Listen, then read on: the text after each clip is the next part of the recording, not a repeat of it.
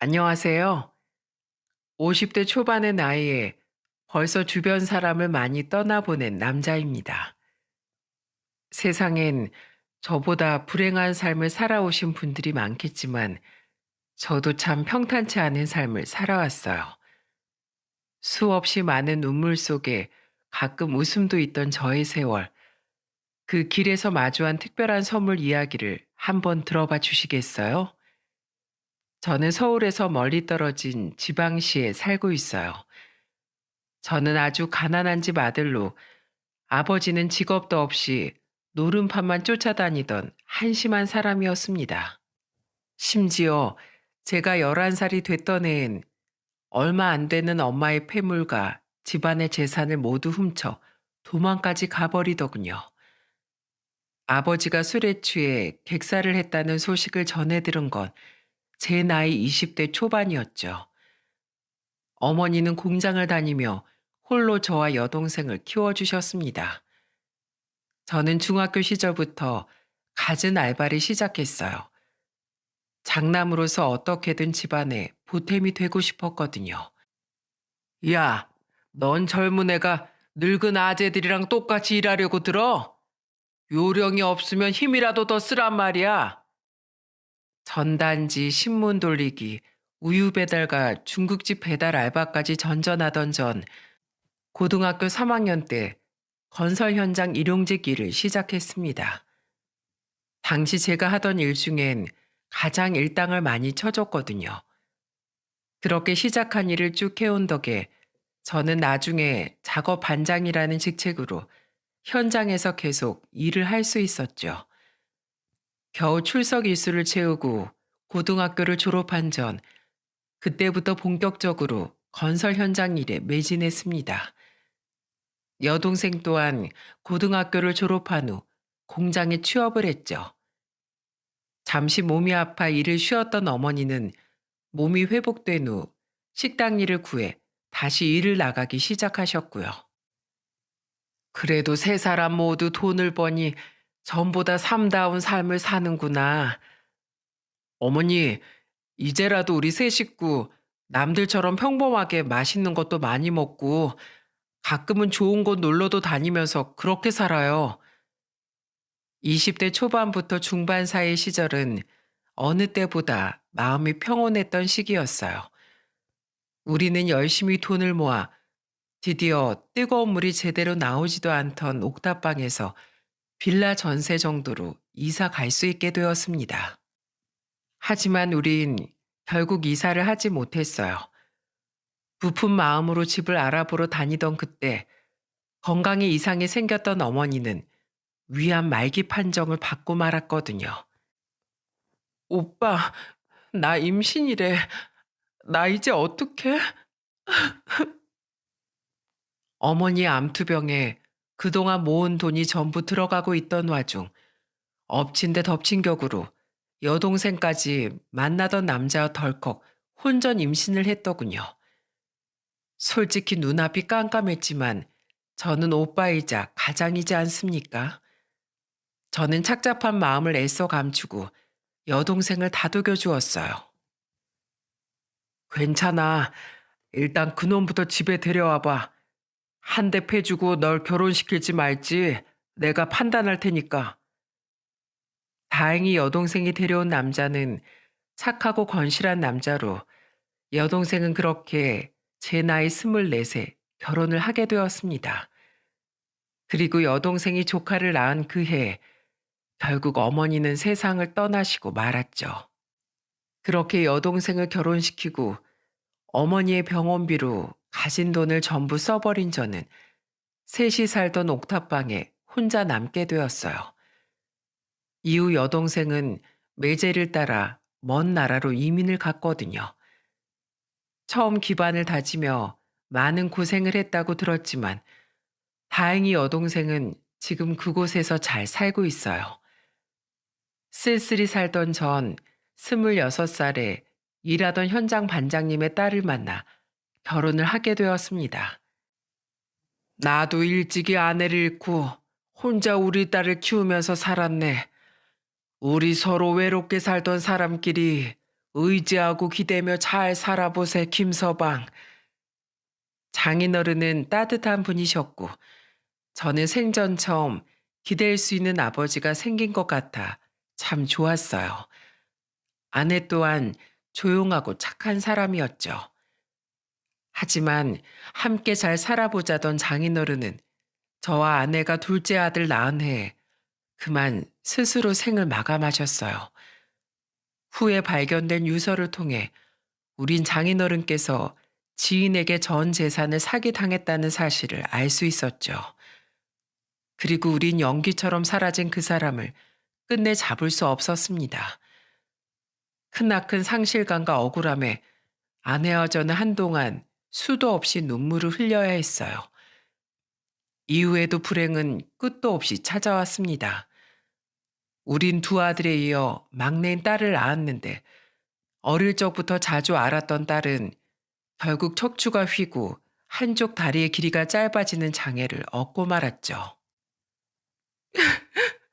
여보, 대체 왜 이렇게 인생이 힘든 거예요? 이 어린애가 장애인이라니 우리 선아 불쌍해서 어떡해요?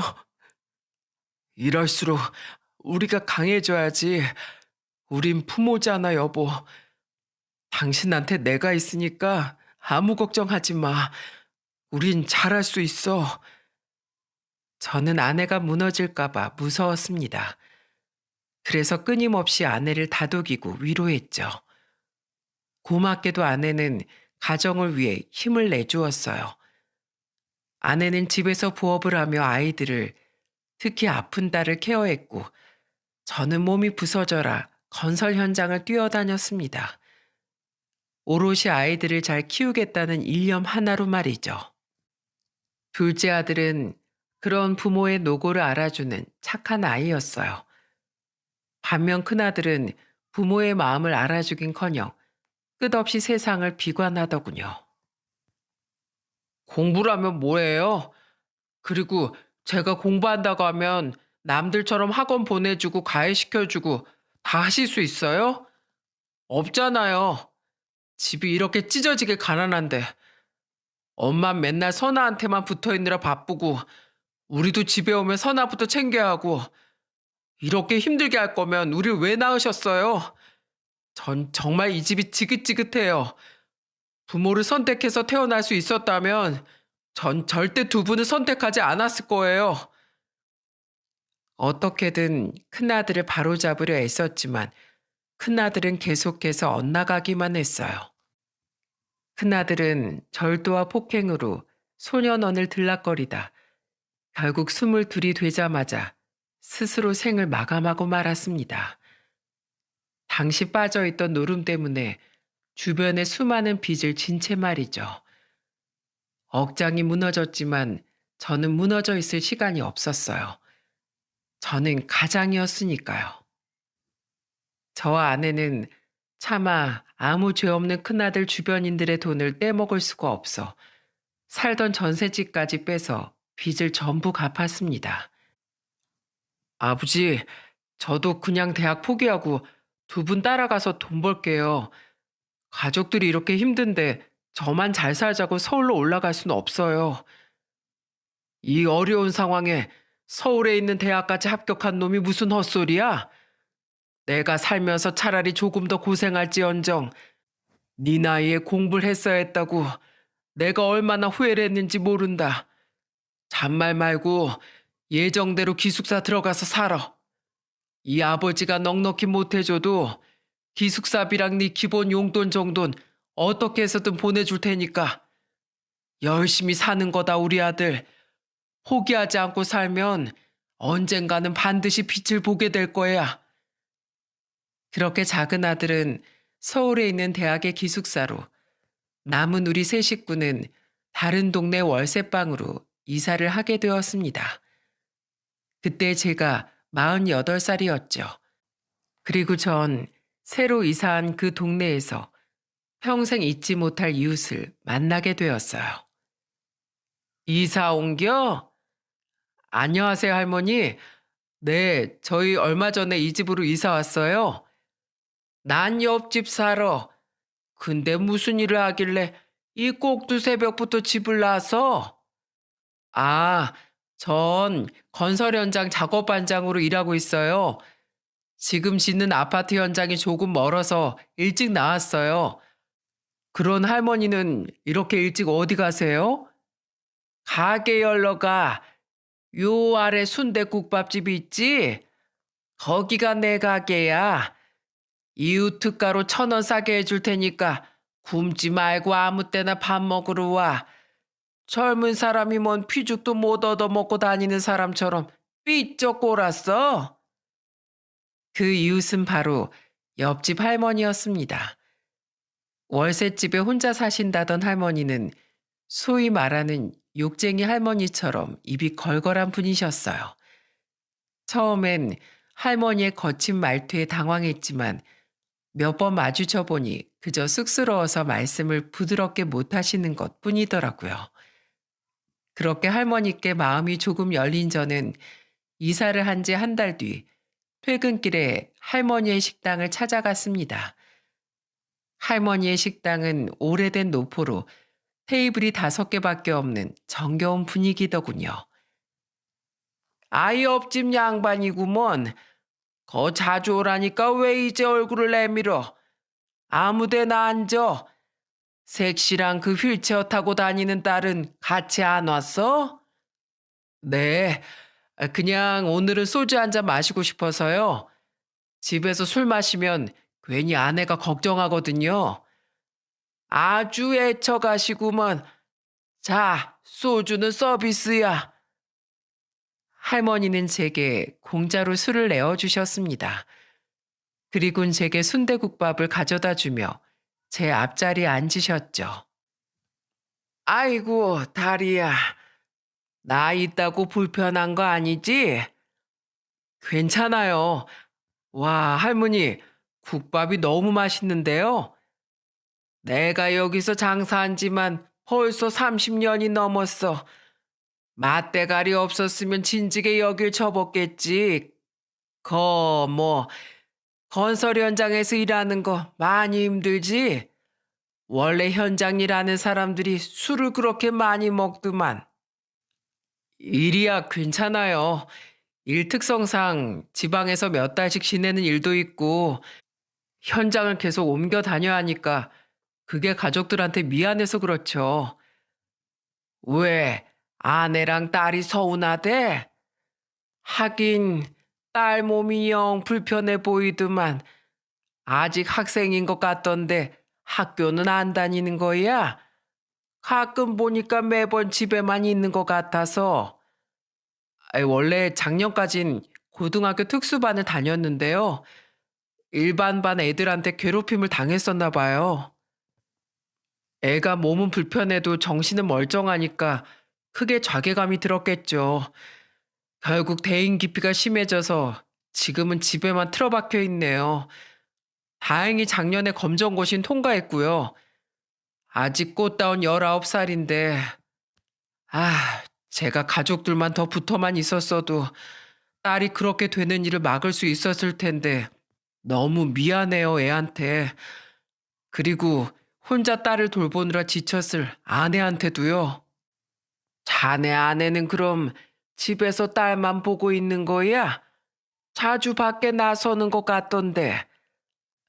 딸이 집에만 있게 되니까 등하교 시킬 일이 없어져서 지금은 근처 식당 일 구해서 하고 있어요. 이 나이쯤 되면 그래도 돈도 제법 모으고 아내랑 자식들 고생도 안 시킬 줄 알았는데 제 자신이 너무 한심하네요. 제 이야기를 누군가한테 털어놓은 적이 없었는데 할머니께서 물어보시자 말이 술술 나오더라고요.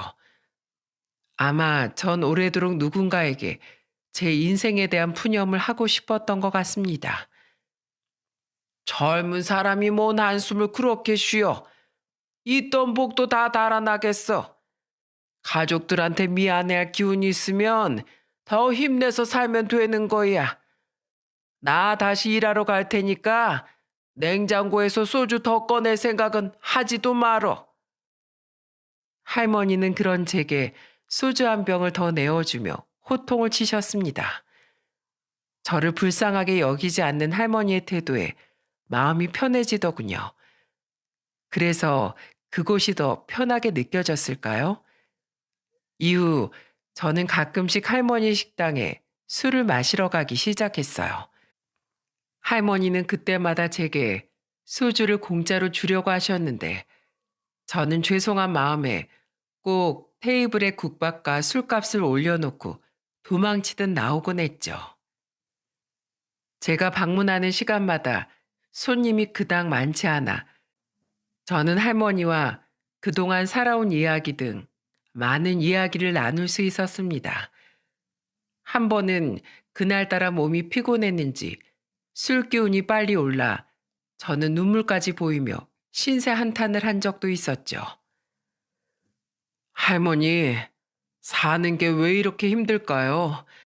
제가 앓는 소리라면 아내가 더 힘들어할까봐 차마 아내 앞에선 힘들단 말 한 번 제대로 못했어요. 그러고 보면 어렸을 때도 비슷했네요. 돌아가신 어머니에게도 제 여동생에게도 전 항상 괜찮다는 말만 했었죠. 할머니, 저는요, 우리 자식들만큼은 나중에 절대 고생 안 시키고 싶었거든요. 저한텐 우리 딸 말고도 아들이 둘이 있는데요. 착한 작은 놈은 지금 기특하게도 서울에서 대학을 다니고 있어요. 그 착한 놈이 자기 혼자 살기도 힘들 텐데 우리한테 자기 아르바이트 한 돈을 모아서 선물도 사주고 용돈이랍시고 돈도 보내주대요. 물론 그 돈은 안 쓰고 다 모아두고 있지만 애가 참 착해요. 부모가 잘 키웠으니까 자식도 착한 게지. 그럼 큰 놈은 우리 큰애는 어렸을 땐 아버지 아버지 하면서 절 어찌나 졸졸 쫓아다녔는지 몰라요. 첫아이라 그저 금이야 오기야 아주 귀하게 키웠죠. 근데 얼마 전에 스스로 목숨을 끊었어요. 다 제 탓이에요. 제가 능력 없는 가장이라 애를 가난에 시달리게 만들었어요. 집안이 얼마나 지긋지긋했으면 그 어린 놈이 자기 인생 망가뜨려가며 소년원을 들락거리고 그 어린 나이에 노름에까지 빠졌겠어요. 할머니, 사실 밖에서 객사한 제 아버지란 인간도 노름꾼이었거든요. 그래서 우리 큰아들도 노름에 빠졌던 걸까요? 제가 그 인간의 유전자를 물려받아서요. 그리고 우리 막내는 몸이 약하셨던 제 모친의 유전자를 제게 받아버린 걸까요? 자식들에게도 아내에게도 정말 너무 미안합니다. 열심히 힘내서 살아가는 척하고 있는데 사실 전 매일 스스로가 죄인 같아서 괴로워서 참을 수가 없어요. 제 인생은 대체 왜 이렇게 불행하기만 할까요? 삶이 너무 고달파요, 할머니.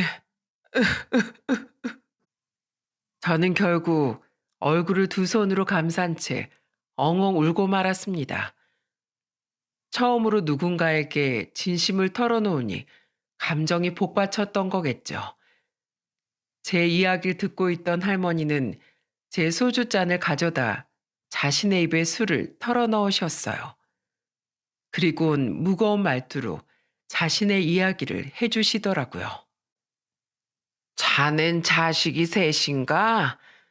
난 넷이었네. 큰 놈하고 둘째는 아들이었고 밑으론 전부 딸이었지. 우리 영감은 큰아들이 15살 때 사고로 먼저 가버렸어. 아직 덜 자란 자식이 넷이나 되는데 앞으로 어떻게 살아야 하나 정말 막막했다네. 그런 날 도와준 게 바로 우리 큰아들이야.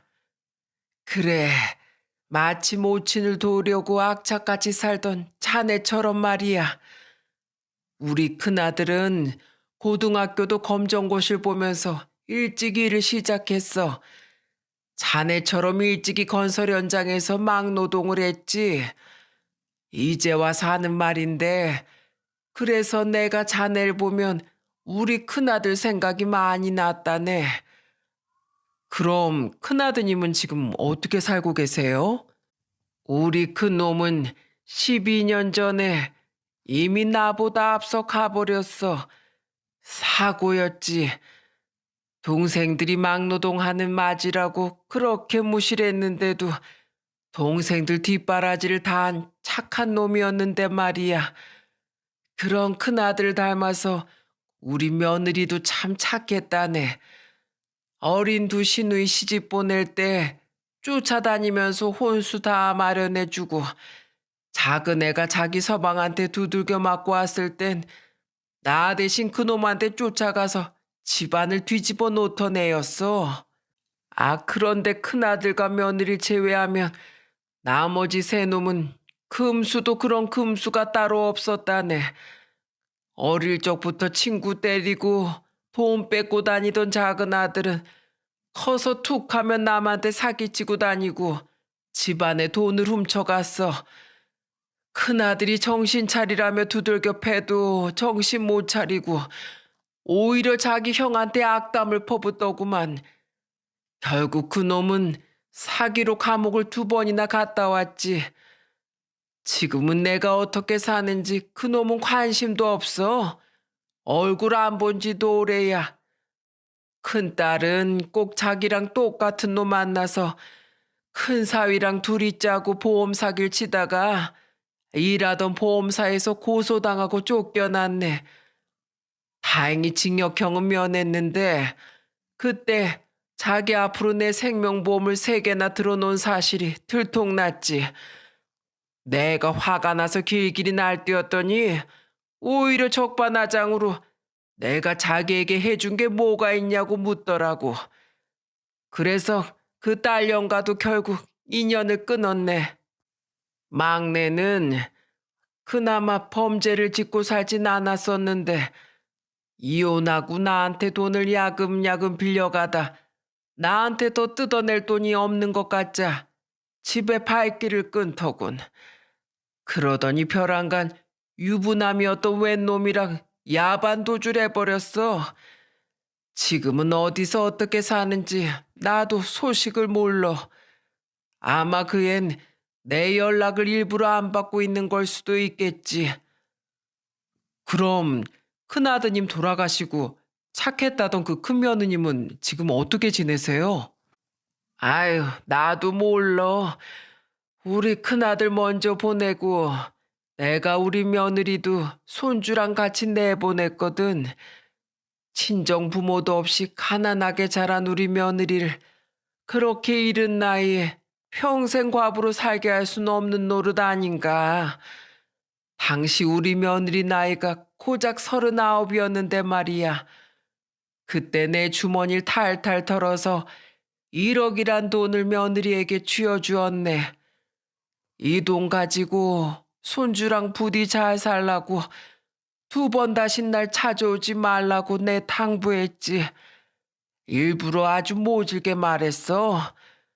그 착한 것이 내가 걸려서 새 삶을 살지 못할까봐 말이야. 그래도 그 앤 손줄 데리고 무려 3년을 더 찾아왔었어. 그러다 결국 좋은 사람을 만나 재혼을 한 뒤에야 내게 발길을 끊었지. 나한테 마지막 인사라면서 그 애가 얼마나 울었는지 몰라. 나한테 죄송할 게 뭐가 있다고 연신 죄송하다면서 말이야. 내가 일부러 손주도 나한테 절대 보여주지 말라고 했어. 애가 얼른 새 환경에 적응해야 구김살 없이 잘 자랄 테니까. 내가 큰며느리한테 1억을 줬다는 걸 알았을 때도 나머지 세 놈이 얼마나 난리를 쳤는지 모르네. 결국 그 난리통을 잠재우느라 난 살던 집을 팔아서 그놈들한테 돈을 마련해 줬어. 안 그랬다간 큰며느리한테 해코지를 할 것 같아서 말이야. 물론 큰며느린 내가 월세집으로 이사한 것까진 몰랐어. 내가 너 찾아올까봐 이사한 집 안 알려주는 거다 하고 말해놔서 이 식당으로만 찾아왔었거든. 이제 큰 며느리도 자식 중 그 누구도 날 찾아오지 않네. 어떤가? 내 사연도 꽤나 울상짓고 들어줄 만했지? 누가 더 불행하게 살아왔나 겨뤄보자는 게 아니야. 그저 그래도 난 여전히 살고 있다는 말을 해주고 싶었어. 옆집 양반 살다 보면 분명 좋은 날이 올 거야. 그리고 난 자네가 꼭 행복해졌으면 좋겠네. 아무리 봐도 자넨 정말 우리 큰아들을 닮았거든. 할머니는 촉촉히 젖은 눈으로 제게 애써 웃어 보이셨습니다. 저는 그런 할머니 앞에서 저만 힘들다고 징징댔던 것이 죄송하고 부끄러워 국밥 위로 눈물을 뚝뚝 흘렸죠. 가만히 풍겨오는 국밥집의 눅눅한 냄새가 마치 고되게 살았던 할머니의 눈물 섞인 채취 같아 마음이 아팠어요. 서로의 아픈 사연을 공유한 할머니와 저는 전보다 더욱 가까워졌습니다. 저는 아내에게도 할머니의 사연을 말해 주었죠. 말씀은 좀 험하셔도 정말 좋은 분이야. 게다가 평생 고생하다 돌아가신 우리 어머니 생각이 나서 자꾸 할머니께 마음이 쓰이네. 그러게요. 우리라도 자주 찾아뵙고 잘해드려요.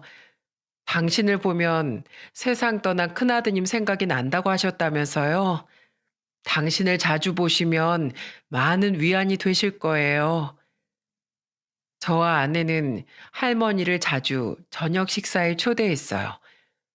할머니는 처음엔 쑥스러워 하시더니 나중엔 반찬도 종종 가져다 주시며 우리와 삶을 공유하기 시작하셨죠.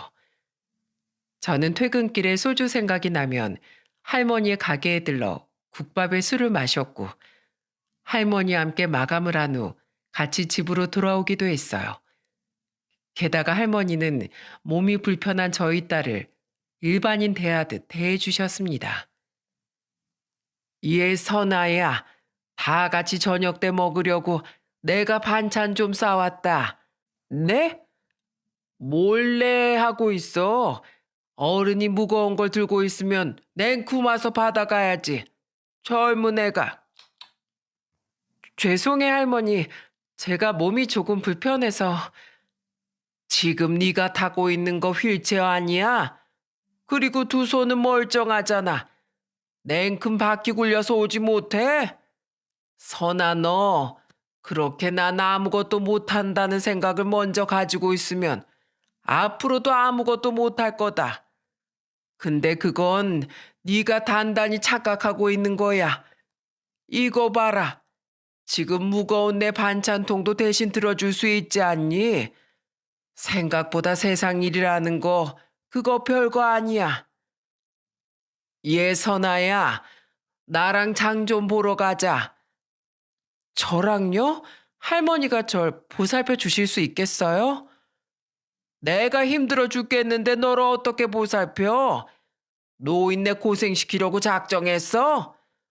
너 밖에선 전동 휠체어 타잖아. 너 알아서 숭숭 잘만 가겠구먼. 가서 장 본 거 네 휠체어에 좀 싣고 오자. 어차피 바퀴가 굴러가는 거지. 네가 짐 드는 건 아니잖아.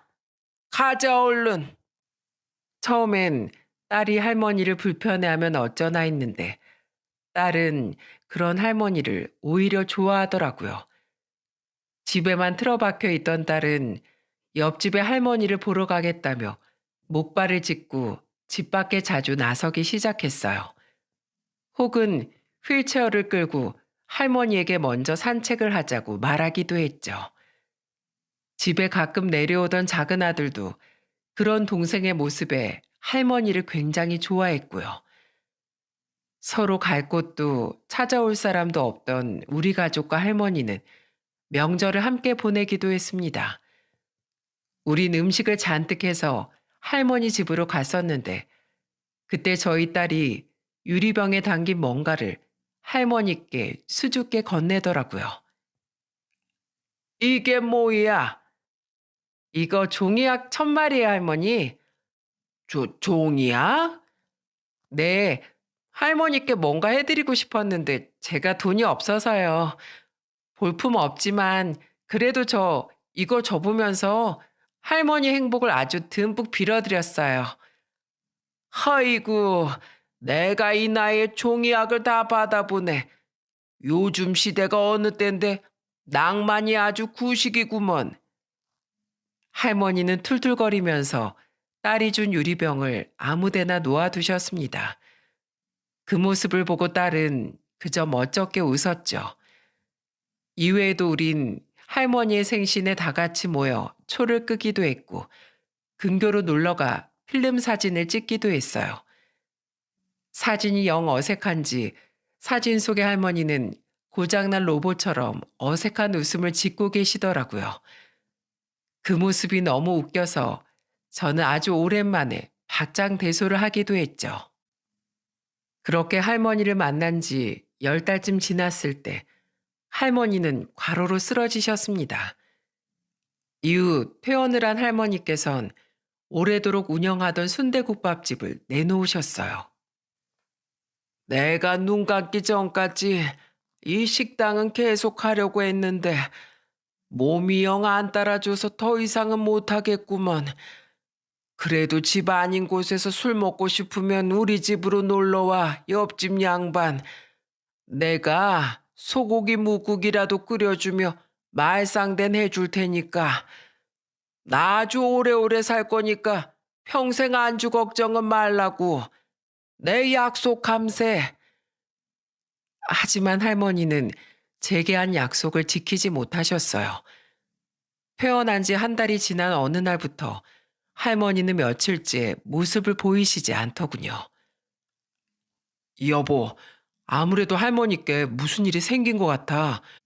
전화도 받지 않으시고 집에 인기척도 없고 그냥 외출하신 거 아닐까요? 그런 거면 다행이지만 아닐 수도 있으니까 우선 우리 119에 신고해서 할머니 집에 들어가 보자. 결국 우린 걱정 끝에 119에 전화를 걸었고 소방대원 분들의 도움으로 할머니의 집에 들어가 볼 수 있었어요. 제발 우리의 괜한 우려였길 바랬지만 현실은 잔인하더군요. 할머니, 소방관님, 여기 할머니께서 쓰러져 계세요. 숨을 안 쉬고 계신 것 같아요. 빨리요. 할머니는 보일러도 틀어놓지 않으셨는지 차디찬 냉골 바닥에 쓰러져 계셨습니다. 방 안엔 술병들이 나뒹굴고 있더군요. 그리고 할머니 한 손엔 예전에 제게 보여주셨던 큰아들의 사진이 쥐어져 있었어요.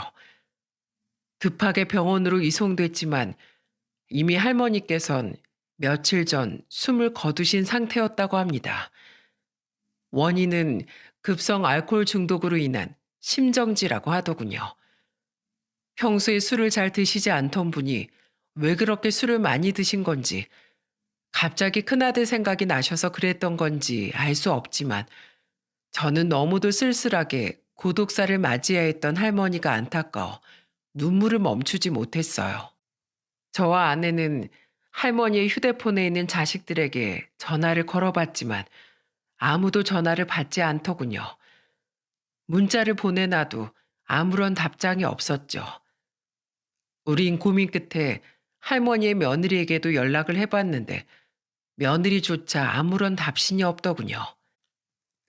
그냥 우리가 장례 치러드려요, 여보. 아무래도 며느님이나 자식들 모두 오지 않을 생각인가 봐요. 그 며느린 그렇다 쳐도 자식들이 어쩜 하나같이 다들 이런 개자식들일 수가 있어?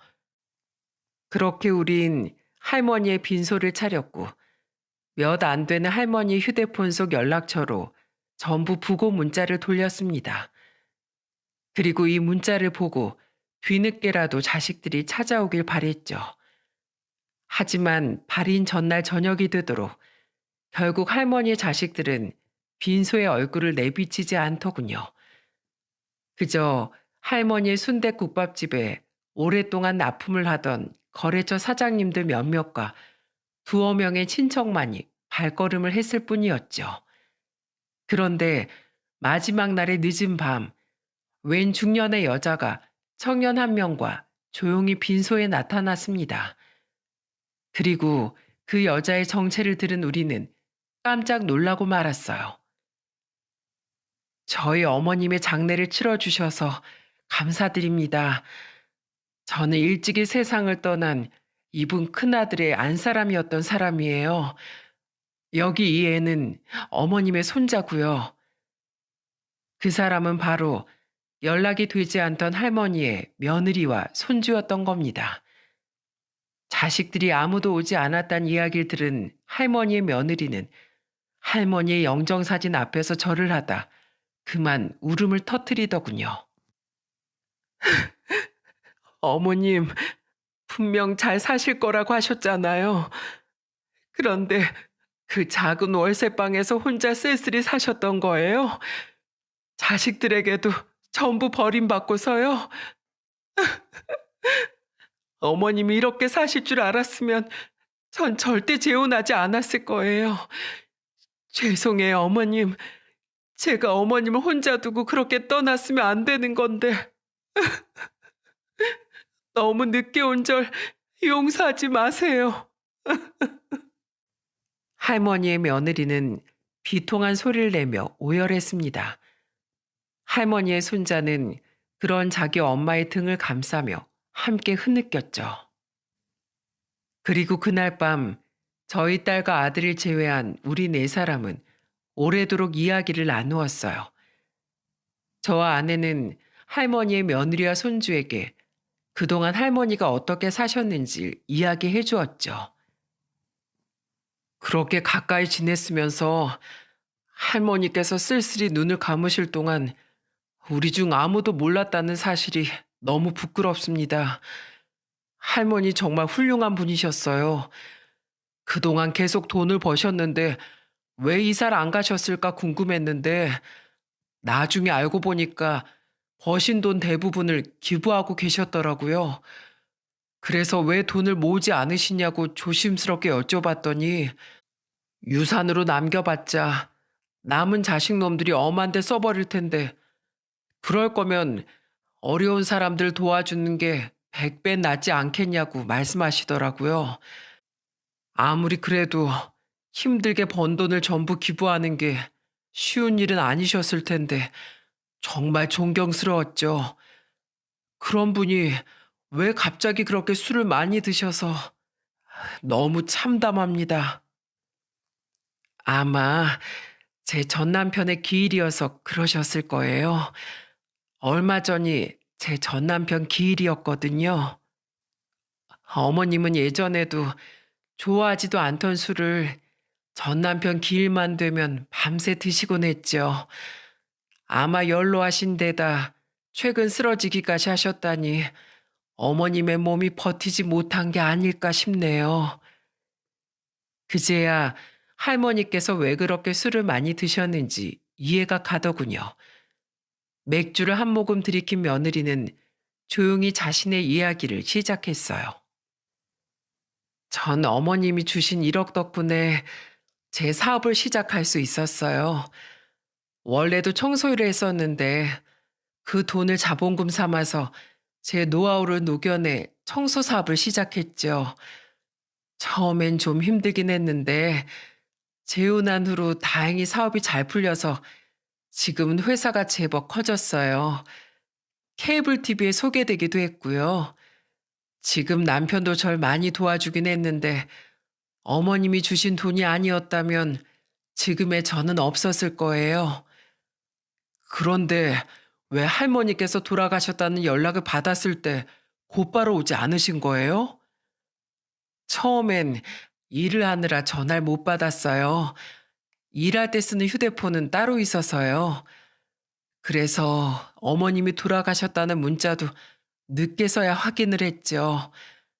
그땐 이미 두 분께서 빈소를 차려주셨다고 또다시 연락을 해주신 뒤였어요. 그때 곧바로 오려고 하긴 했는데 솔직히 지금 남편과 시어머니께 죄송해서 말을 못 꺼내서 늦었어요. 정말 좋은 사람들이거든요. 한 번 아픔이 있는 절 진심으로 감싸 안아주고 친아들 신손주도 아닌 제 아들을 오히려 저보다 더 많이 아껴주는 그런 사람들이요. 근데 하필 오늘이 지금 시어머니의 팔순이었거든요. 결국 속 끓이다가 시어머니와 남편에게 장례식장에 가봐야겠다고 털어놨는데 엄청 혼났어요. 그걸 왜 이제야 말하냐고요. 비록 남편은 내일 새벽에 일이 있어서 못 왔지만 저한테 부조하라고 100만 원이나 들려보내줬죠. 그런데 오늘 와서 두 분께 어머님이 어떻게 사셨는지 들어보니까 돌아가신 어머니께 너무 죄스러워서 미칠 것 같네요. 제가 좋은 새 가족을 만나 행복을 찾아갈 동안 어머님께선 홀로 그 외롭고 힘든 시간을 버티셨을 거라고 생각하니 말이에요. 죄책감 갖지 마세요. 산 사람은 살아야죠. 분명 할머니께서도 며느님이 행복하시길 바라셨을 거예요. 평소 저랑 제 남편한테도 며느님이 부디 행복하게 살았으면 좋겠다고 얼마나 많이 말씀하셨는데요. 감사해요. 그리고 저 대신 저희 어머님의 마지막 시간을 곁에서 지켜주셔서 그것도 너무 감사합니다. 할머니의 며느리와 손자는 다음 날 할머니의 발인과 화장터까지 우리와 함께 했습니다. 그리고 할머니의 손자를 먼저 돌려보낸 며느리는 할머니가 사시던 곳을 마지막으로 둘러보고 싶다고 했죠. 어차피 할머니의 짐 정리도 해야 했기에 저와 아내는 할머니의 며느리와 함께 할머니의 집으로 갔습니다. 소식을 들은 집주인이 우리에게 할머니 집의 열쇠를 미리 전해주셨거든요. 여보, 이건 아내와 저는 그곳에서 할머니를 발견한 날엔 정신이 없어 참아보지 못했던 물건을 발견했어요. 아내는 할머니 방의 서랍장 위 한가운데 놓여진 물건을 보고 그만 눈물을 터뜨리고 말았죠. 그땐 그렇게 툴툴거리시더니 마음에 드셨었나 보네. 그건 바로 저희 막내딸이 선물한 종이약 1000마리가 든 유리병이었습니다. 그리고 유리병 앞엔 우리 가족과 할머니가 함께 찍은 사진이 잘 보이게 놓여 있더군요. 종이약 선물도 자신의 표정이 이상하다며 질색을 하던 그 사진도 우리 몰래 소중히 간직하고 지켜보셨을 할머니를 생각하니 저 또한 눈시울이 뜨거워졌죠. 할머니의 며느리는 그 사진을 손으로 집어들어 바라보더니 눈물을 흘리며 이렇게 말했어요. 여러분 가족 덕에 저희 어머님이 많이 행복하셨을 것 같아요. 정말 감사드립니다. 그리고 할머니의 며느리가 사진을 들어올리자 가려져 있던 유리병에 써져 있는 문구가 제 눈에 들어오더라고요. 얇은 네임펜으로 쓴 듯 작은 그 글씨는 삐뚤빼뚤하게 이렇게 적혀 있었더군요. 남은 자식들이 정신 차리고 살기를, 그리고 우리 옆집 젊은이들이 부디 행복하게 살아가기를. 할머니는 제 딸이 선물한 1000마리의 종이약에 자신의 염원 또한 담아보셨던 모양입니다. 할머니의 따뜻한 마음에 저는 그만 참고 있던 눈물을 후두둑 떨구고 말았죠. 우리는 할머니의 월세집 처분을 할머니의 며느리에게 맡기고 집으로 돌아왔습니다. 아무래도 우리보단 할머니의 며느리가 할머니의 마지막을 정리해 주는 것이 맞는 것 같아서요. 이튿날 할머니의 며느리는 자신의 아들과 함께 이삿짐 트럭을 불러 할머니의 월세방을 정리했어요. 저와 아내는 일을 나가 있어 할머니의 며느리에게 마지막 인사를 하지 못했죠. 하지만 할머니의 며느리는 며칠 뒤 저녁 다시 저희 집을 찾아왔습니다. 그리고 할머니의 며느리의 입에서 나온 말은 우리를 굉장히 놀랍게 만들더군요. 두 분께 하고 싶은 말도 있고 드릴 것도 있어서 실내 무릅쓰고 이 저녁에 찾아왔습니다. 우선 이거요. 이건 진즉에 여러분께 드렸어야 했는데 짐을 싸다 우리에게 딸려왔더라고요. 할머니의 며느리는 우리에게 종이학이 든 유리병과 그 앞에 놓여있던 사진을 내밀었습니다. 저희 딸은 유리병을 꼭 끌어안으며 할머니의 발인 때보다 더욱 서럽게 눈물을 터뜨렸죠. 할머니, 이럴 줄 알았으면 종이학을 1,000마리가 아니라 10,000마리는 접어드릴 걸. 이런 게 뭐가 좋다고 이걸 그렇게 소중히 간직하신 거예요? 그리고 할머니의 며느리는 콧등을 극적이며 우리에게 엄청난 제안을 하기 시작했어요. 사실 제가 준비한 특별 선물이 있는데요. 부디 거절하지 말아 주시겠어요? 물론 두 분께서 제 제안이 마음에 드신다면 말이죠. 특별 선물이라뇨? 네, 저 김익선 씨, 김보은 씨. 제가 월급은 넉넉히 드릴 테니까 저희 회사에서 일을 배워보지 않으시겠어요? 김익선 씨가 그러셨잖아요. 가족과 더 시간을 보내고 싶은데 자꾸만 일 특성상 먼 곳으로 일을 하러 가게 되는 일이 많아서 힘드시다고요. 저희 회사에서 일을 배워보시겠다고 하면 제가 제 노하우까지 전부 전수해 드릴게요. 그러니까 저한테 일 배우시고 두 분이서 직접 창업을 해보시면 어떠세요? 물론 창업 비용은 제가 전부 지원해 드릴게요. 창업 비용까지요? 하지만 이 청소 일이 싫으신 것만 아니면 거절하지 말아주세요. 분명 저희 어머님도 돈만 있으셨다면 두 분께 이 정도 보답은 하고 싶으셨을 거예요. 정 부담스러우시면 제가 지원해드린 금액만큼 나중에 사회에 기부해 주셨으면 좋겠어요. 그럼 저희 어머님도 하늘에서 무척 좋아하실 것 같거든요.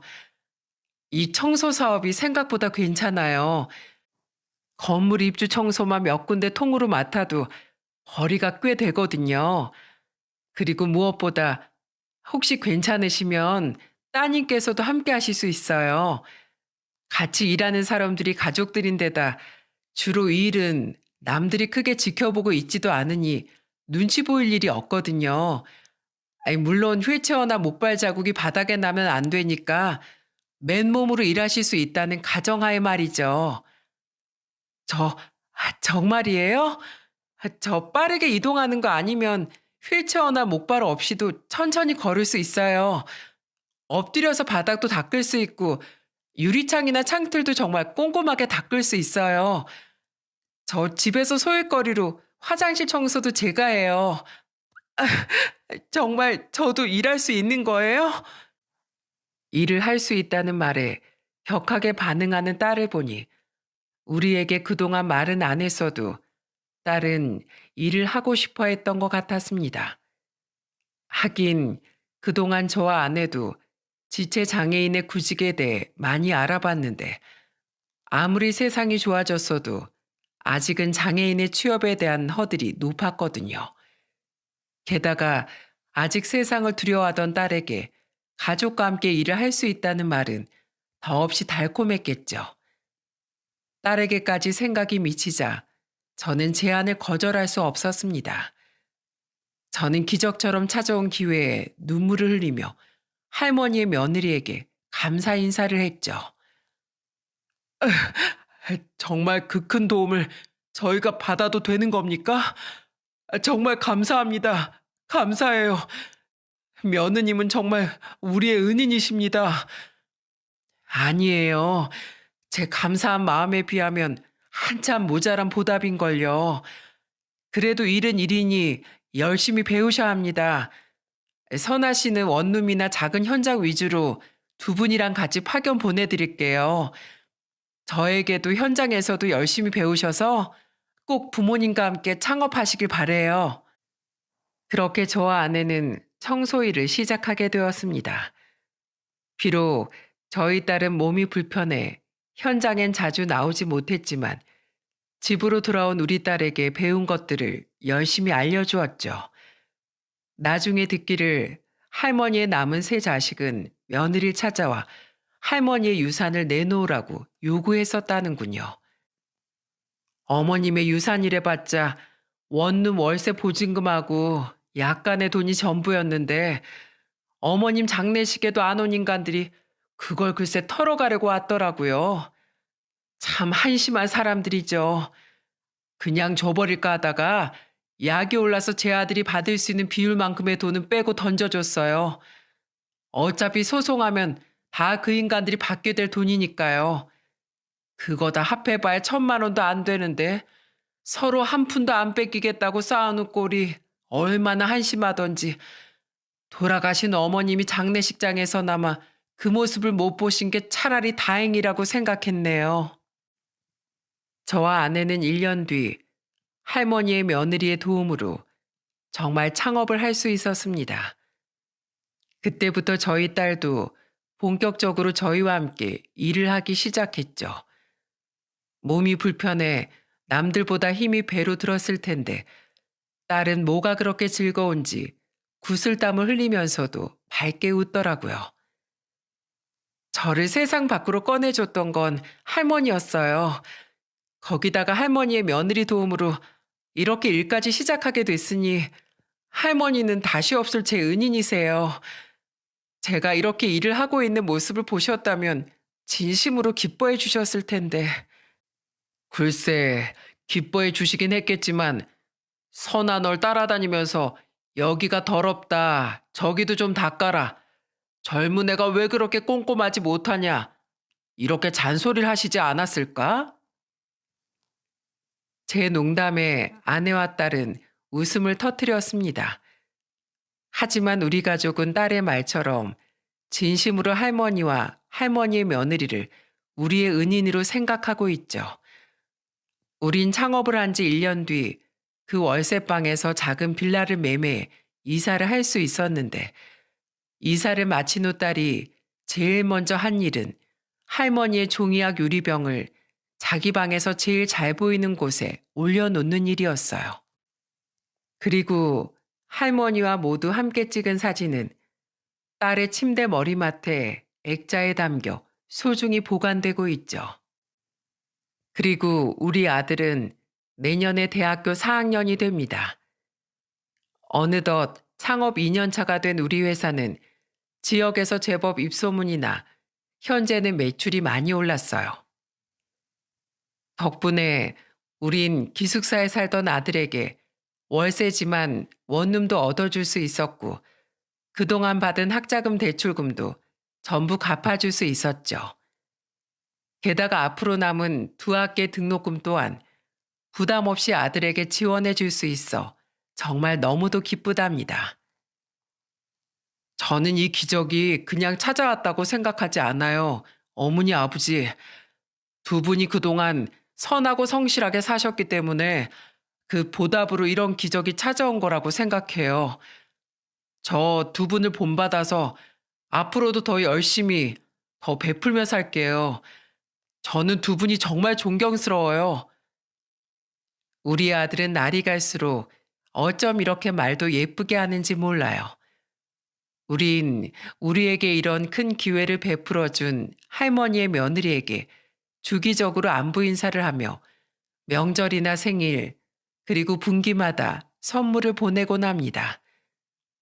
아무래도 전 시어머니와 관련된 사람들이니 자주 만남을 갖는 건 할머니의 며느리가 현재 가족에게 미안해할 것 같아 이렇게나마 감사함을 표하고 있죠.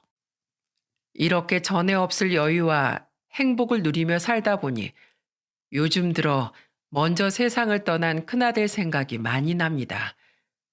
가난과 현재의 불행을 견디지 못하고 크게 탈선을 한 나머지 스스로 생을 마감했던 안타깝고 못난 우리의 첫 아이가 말이죠. 조금만 꾹 참고 기다려줬더라면 부모로서 더 나은 미래를 선물해 줄 수 있었을 텐데 뭐가 그렇게 조급했던 건지 가끔은 큰아들이 원망스럽기도 해요.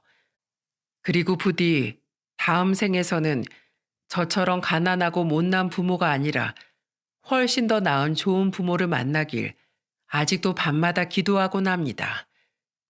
저희 큰아들이 옳게 살았다는 건 아니지만 저는 더 이상 큰아들처럼 불우한 환경을 비관하며 엇나가는 청소년들이 생기지 않았으면 하는 마음에 청소년들을 위해 기부를 시작했습니다. 자신에게 창업 자금을 갚는 대신 사회에 기부를 해줬으면 하는 할머니의 며느리의 말이 생각나기도 했고요. 이렇게 저와 아내는 앞으로도 저희 딸과 함께 사업을 잘 키워나가며 꾸준히 기부하는 삶을 살 생각입니다. 할머니와의 소중한 추억을 평생 가슴에 간직한 채로 말이죠. 여러분, 저는 많은 분들에게 용기와 응원의 말을 전하고 싶어서 이렇게 사연을 보내게 되었습니다. 저는 선행과 베품은 메비우스의 띠처럼 돌고 도는 것이라고 생각해요. 개인의 선행은 누군가의 베품이 되어 다시 자신에게 돌아올 거라고 말이죠. 그러니 많은 분들이 먼저 눈을 감은 저희 큰아들처럼 너무 이르게 포기하지 말고 어떻게든 열심히 버티며 살아가셨으면 좋겠어요. 이타적인 시선을 가지고 선하게 살아가다 보면 언젠간 분명 저희에게 왔던 것과 같은 기적이 여러분을 찾아갈 테니까요. 그럼 남은 연말엔 수많은 행복이 여러분을 찾아가길 빌며 이만 사연을 마치겠습니다. 감사합니다.